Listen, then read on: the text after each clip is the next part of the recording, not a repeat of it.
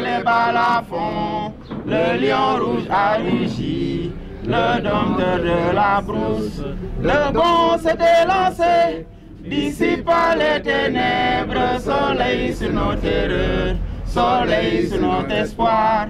Debout frères, voici l'Afrique rassemblée, fibre de mon cœur vert, épaule contre épaule, mais plus que frères, au Sénégal est debout. Unissons la mer et les sources, unissons la steppe et la forêt, salut Afrique mère. Salaamaaleykum mbokki waa Sénégal, salaamaaleykum mbokki waa département de Tivaouane. Man maa ngi tudd Aline Badara Mboup doon coordonnateur u aar li ñu bokk fii ci Tivaouane. ñëpp dégg nañu coowal BBC bi nga xam ni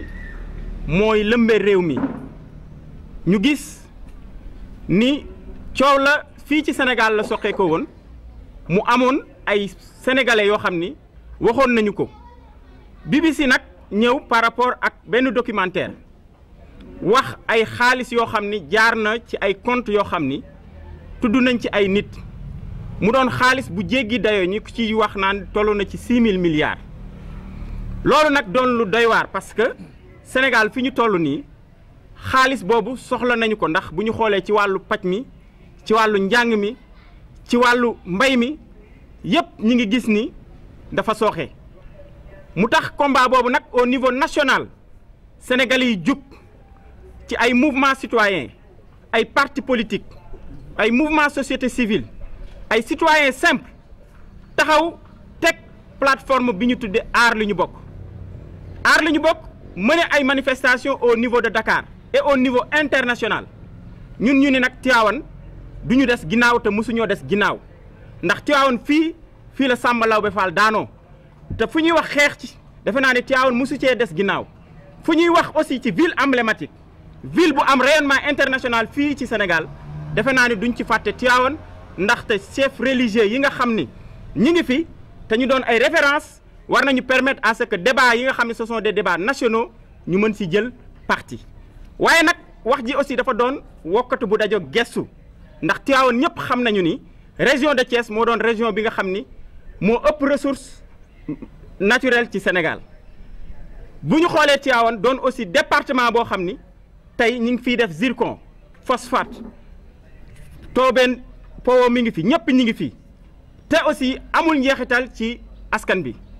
moo tax ñu ni xeex bi naam ñor na au niveau national mais ñun Tivaouane la gën a ñor ndax objectif yooyu ñu teg ñun Tivaouane ñu ngi koy dund guddi ak bëccëg moo tax tey ñu woor suñu mbokk presse yi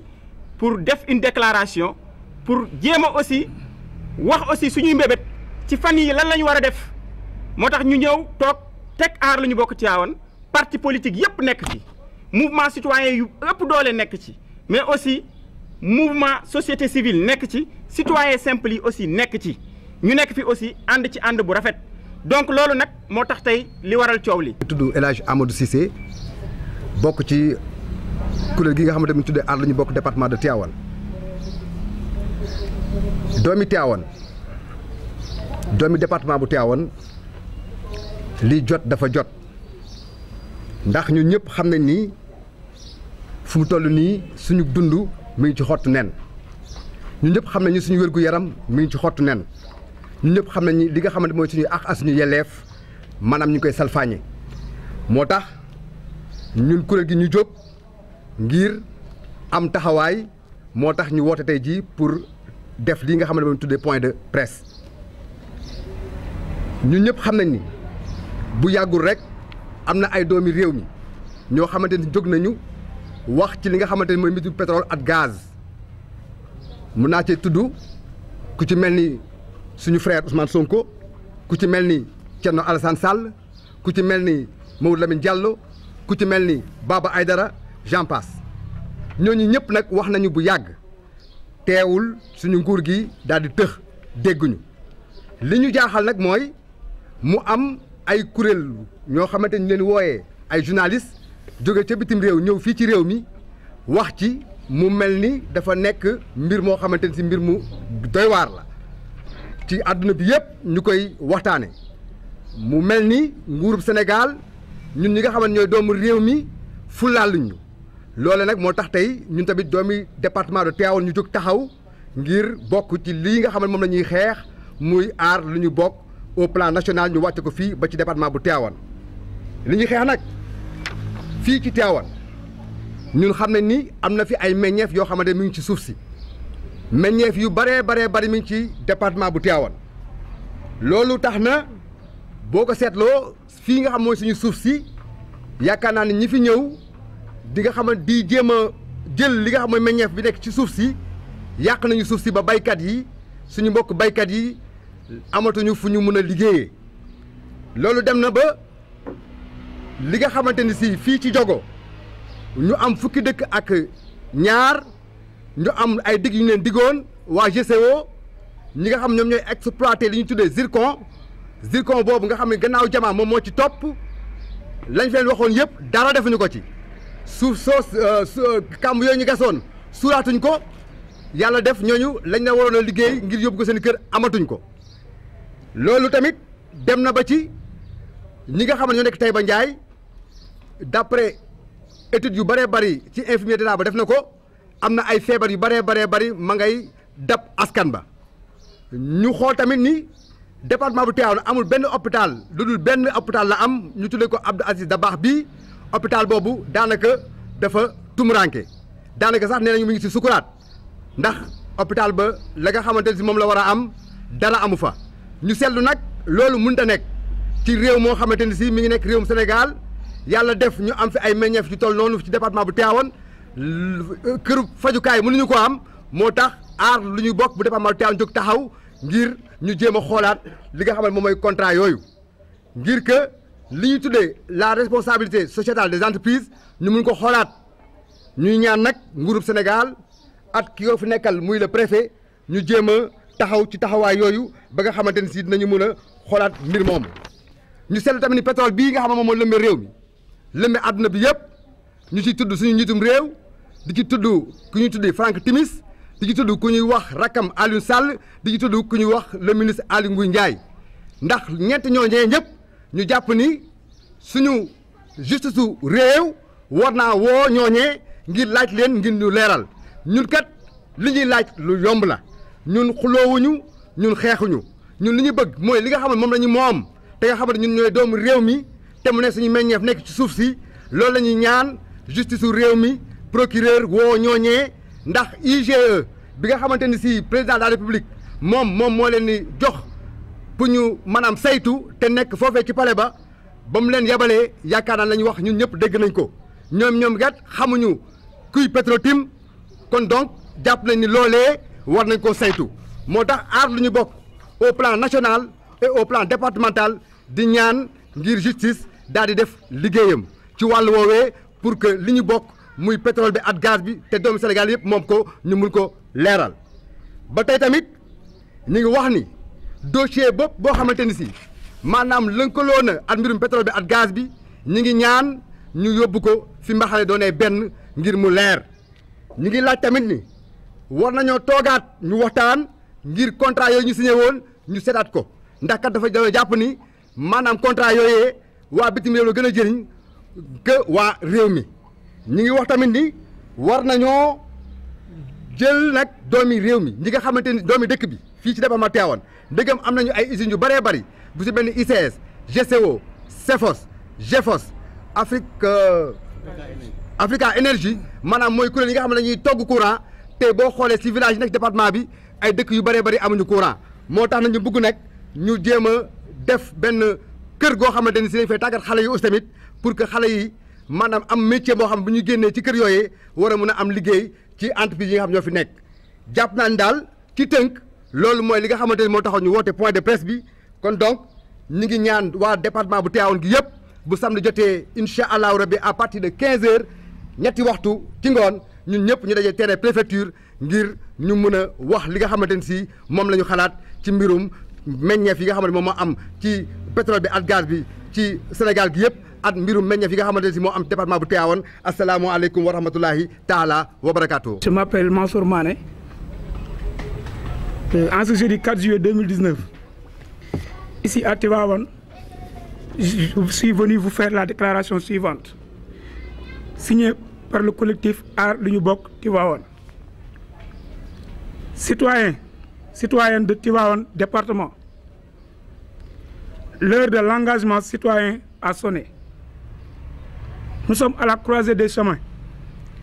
Notre commun vouloir de vivre ensemble est menacé par la violation de tous nos droits. Notre droit à la vie par l'utilisation d'une eau toxique, par la contamination de la nappe phréatique, par les industries extractives. Notre droit à la santé par un air pollué par ces mêmes usines qui polluent dans notre département. Nos droits civils par la confiscation de nos terres et la destruction de nos récoltes par des produits toxiques. Nos droits économiques par la signature de contrats léoniens de nos ressources naturelles qui appartiennent exclusivement au peuple sénégalais. C'est pourquoi le scandale confirmé par BBC et qui avait pris naissance ici au Sénégal, révélant que le président de la République, sa signature des contrats pétroliers avec toutes les réserves de l'IGE en faveur de son frère et de Franck Timis, qui aurait violé le préambule de notre Constitution, ainsi que nos droits acquis au dernier référendum sur nos ressources naturelles, nous sert de prétexte pour parler des ressources naturelles du département de Tivaouane. En effet,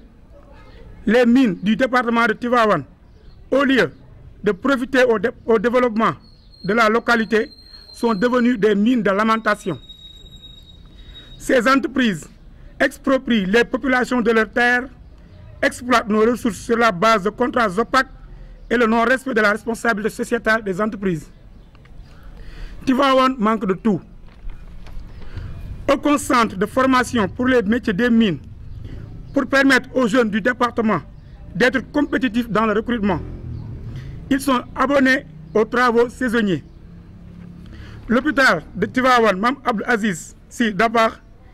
qui polarise tout le département, est sous anesthésie à cause d'une dette, un manque de personnel qualifié